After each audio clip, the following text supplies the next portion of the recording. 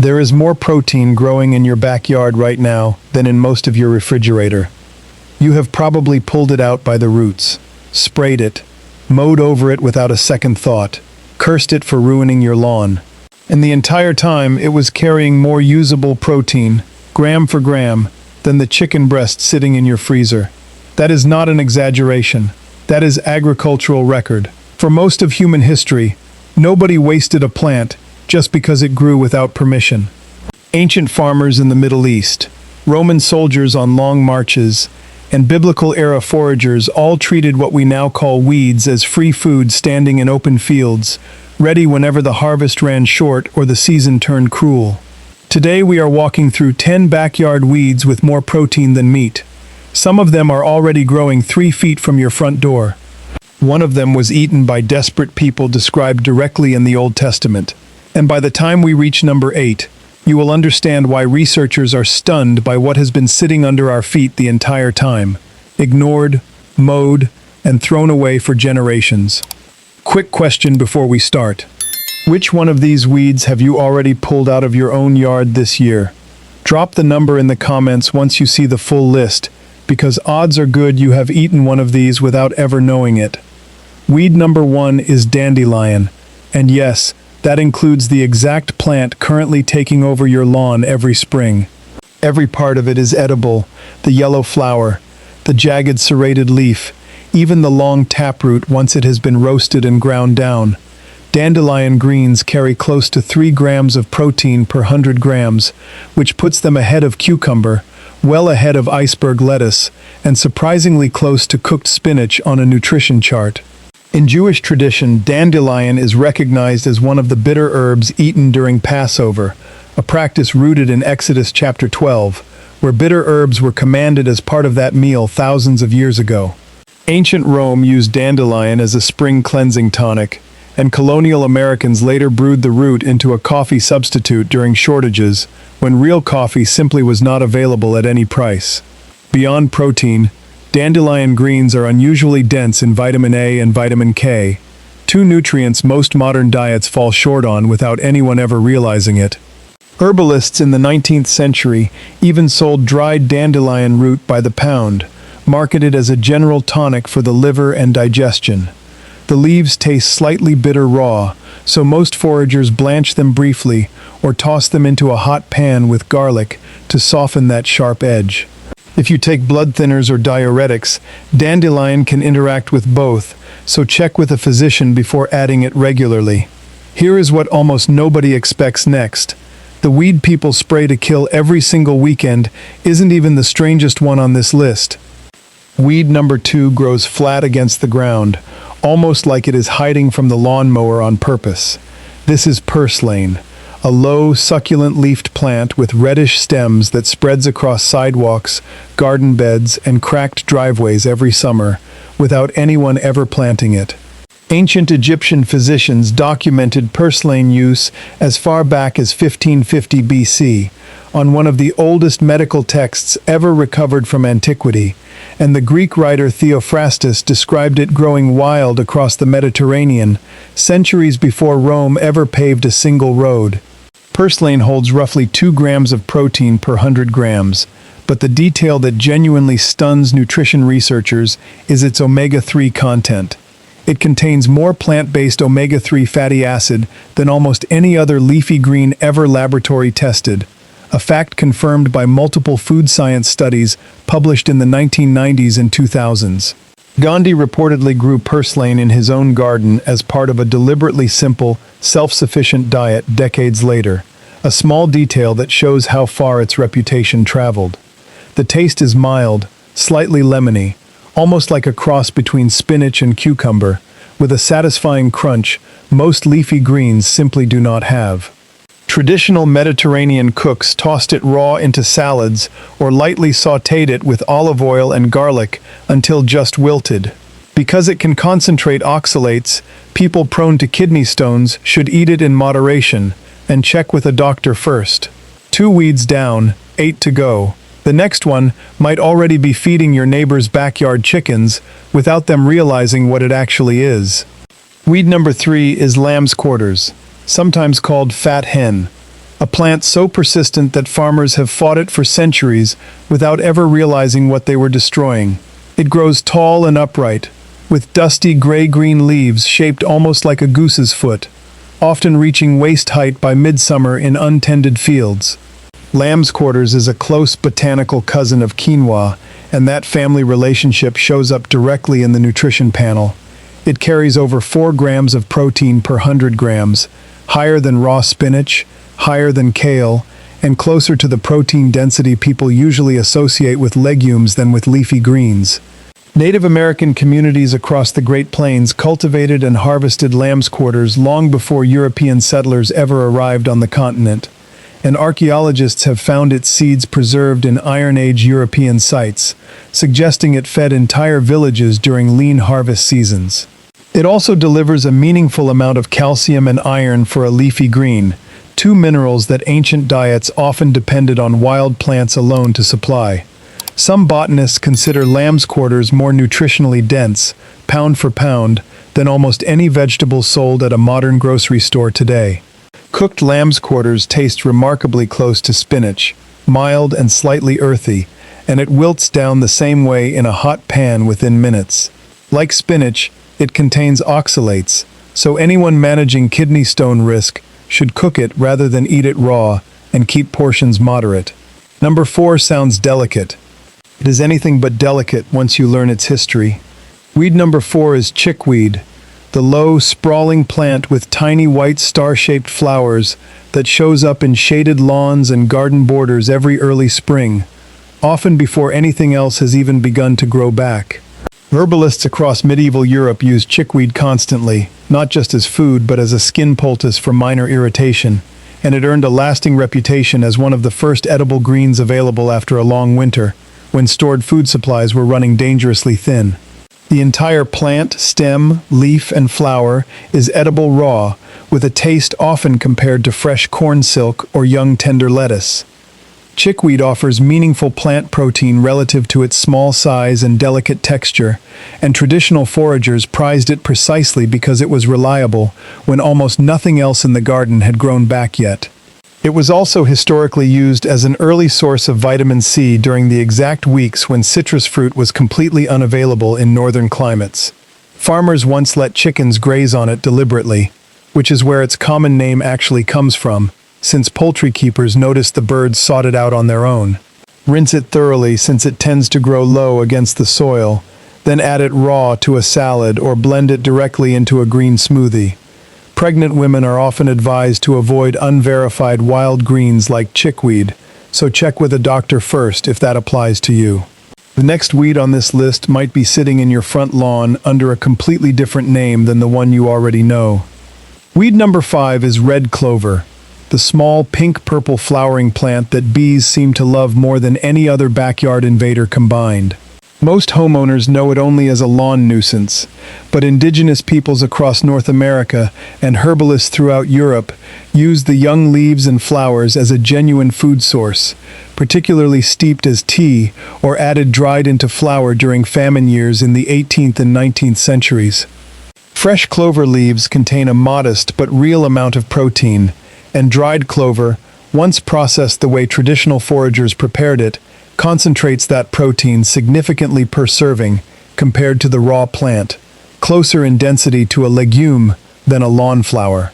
Beyond protein, clover flowers were historically dried and stored precisely because they held their nutritional value through long, food-scarce winters far better than most fresh greens ever could. European folk medicine also used clover as a general spring tonic, brewed alongside other early greens to help the body recover after months of preserved, salted food. Clover is best eaten young, before the leaves toughen and turn bitter, and traditionally it was dried first to soften some of the naturally occurring compounds inside the raw plant. If you take blood-thinning medication, red clover can interact with it directly, so this is one to research independently before adding it to your diet. 5 down, 5 to go. The next one has a name most people have never once said out loud in their entire life. Weed number 6 is stinging nettle, and before you assume this one is impossible to eat, Understand that nettle carries the highest protein content of nearly every single plant on this entire list. Fresh nettle leaves contain close to 3 grams of protein per 100 grams, but once dried, that concentration can climb dramatically, rivaling some legumes gram for gram on a nutrition chart. The plant is even mentioned in Scripture, referenced in the book of Isaiah, chapter 34, describing nettles overtaking abandoned and ruined land, and again in Job chapter 30 as a plant found growing among the neglected and forgotten places of the ancient world. Iron Age communities across Europe wove nettle fiber into cloth and boiled the leaves into soup, because cooking neutralizes the stinging hairs completely while unlocking the nutrition trapped inside. Nettle also carries notable iron and calcium content, which historically made it a seasonal remedy for the exact kind of fatigue that comes from a long, food-scarce winter. Some rural European households harvested entire sacks of nettle each spring, specifically because nothing else growing wild came close to matching its density of nutrients. Traditional nettle soup recipes stretch back centuries across Scotland and Eastern Europe, often eaten every single spring as a seasonal tonic to restore strength. Always wear gloves while harvesting, and always cook nettle fully before eating, since raw contact causes an immediate stinging skin reaction.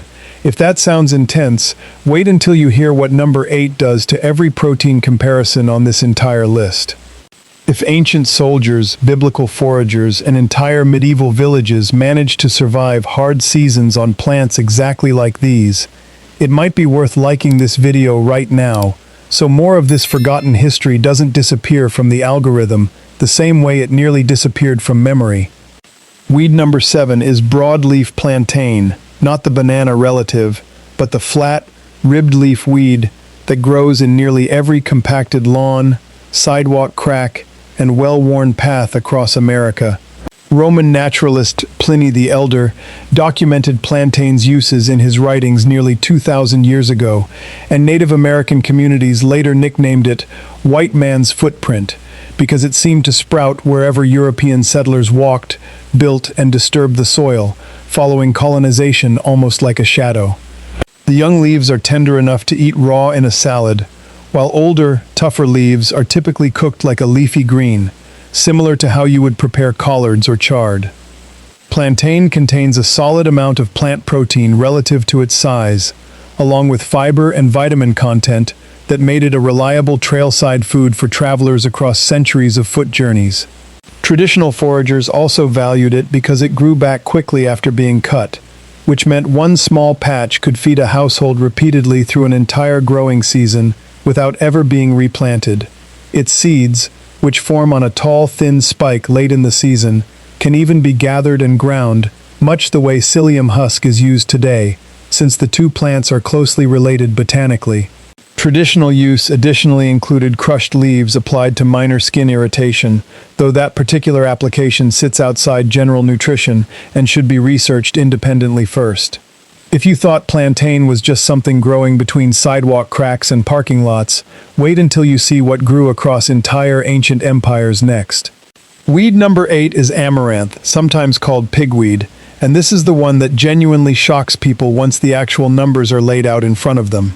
Amaranth seeds carry around 13 grams of protein per 100 grams, which places them well above most cuts of meat by weight, and the leaves themselves still deliver a respectable protein count entirely on their own.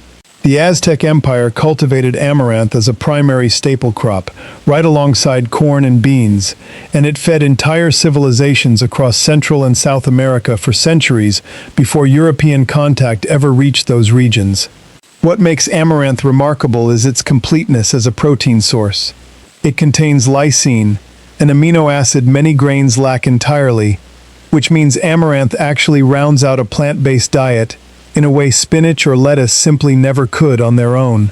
Spanish colonizers reportedly banned amaranth cultivation at one point, specifically because of its deep spiritual significance to Aztec ceremonies. A detail that shows just how central this so-called weed once was to an entire civilization. NASA researchers have since studied amaranth as a candidate crop for long-duration space missions, largely because of exactly this protein completeness packed into such a small, easily grown seed. The leaves cook down quickly, similar to spinach, while the tiny seeds can be toasted or ground much like quinoa for a completely different texture. Because amaranth can accumulate nitrates depending on soil conditions, moderation matters, and anyone with kidney concerns should research it independently before regular consumption. 2 weeds remain, and the next one has a name almost nobody outside rural communities still remembers today. Weed number 9 is curly dock, a tall, reddish-stalked plant with wavy-edged leaves that grows in ditches, fence lines, and neglected corners of almost every American yard without ever being invited. Appalachian communities and Native American groups relied on curly dock as an early spring green for generations, harvesting the young leaves before they turned bitter and tough later in the growing season. Curly dock delivers real plant protein along with a notably high vitamin C content, which historically made it valuable during the exact months when fresh produce was hardest to find in rural mountain communities, sometimes for weeks at a stretch after the last stored harvest ran out. It was also gathered specifically for its iron content, and old Appalachian remedies used dock as a seasonal boost during the tail end of long, gray winters when energy typically ran lowest. Its seed clusters, which turn a deep rust-brown color late in the year, were historically ground into a coarse flour during genuine famine conditions, stretched alongside whatever grain was still available. The leaves are typically boiled once or even twice to soften their naturally sour, tangy flavor, and older Appalachian recipes often paired dock greens with a splash of vinegar or bacon fat for balance.